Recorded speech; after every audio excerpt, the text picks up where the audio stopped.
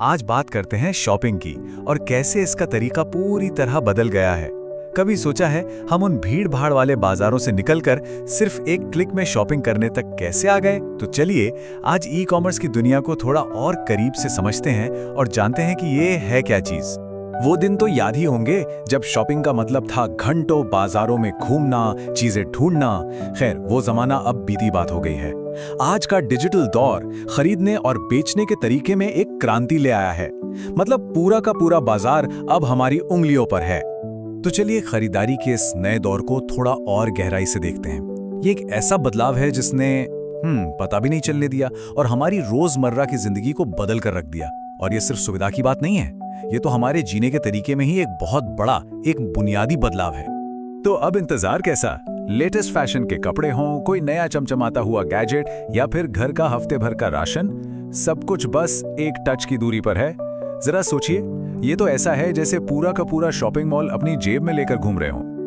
और यहीं पर एक बहुत जरूरी सवाल उठता है कि ये जो सिस्टम है, जो जादू की तरह लगता है, जिसने हमारी जिंदगी को इतना आसान बना दिया है, आखिर इसे कहते क्या हैं? इस पूरी शॉपिंग क्रांति के पीछे का नाम क्या है? तो चलिए इस रहस्य से पर्दा उठाते हैं। अब वक्त है उस मेन कॉन्सेप्ट को समझने का जो इस पूरी सुविधा के पीछे की असली ताकत है। आइए जानते हैं कि ये ई कॉमर्स आखिर है क्या। इसका जवाब असल में काफी सीधा है। ई कॉमर्स यानी इलेक्ट्रॉनिक कॉमर्स बेसिकली एक डिजिटल बाजार है।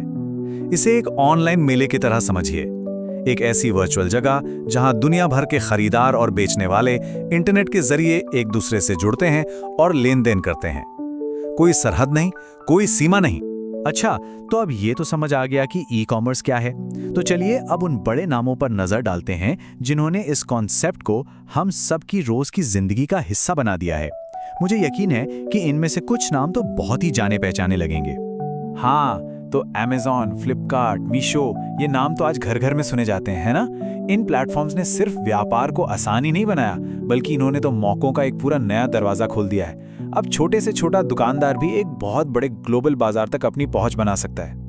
लेकिन बात सिर्फ आसानी से शॉपिंग करने की नहीं है। नहीं, ये मामला उससे कहीं कहीं ज्यादा बड़ा है।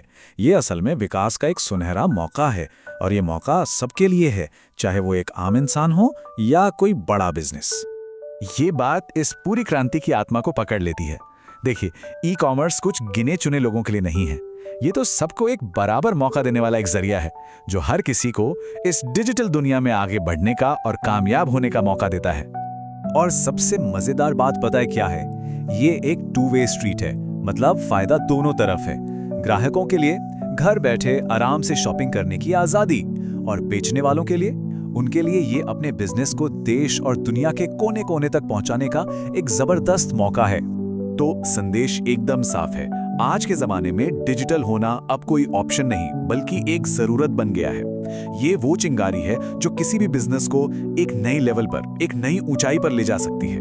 तो इसी सोच के साथ आज की बात खत्म करते हैं। जैसे जैसे ये डिजिटल भविष्य हमारे सामने खुल रहा है, ये सोचना जरूरी है कि अगला कदम क्या होगा। चाहे कोई खरीदार हो या बेचने वाला, इस रोमांचक नई दुनिया में आगे का सफर आखिरकार अपने ही फैसलों से तय होगा।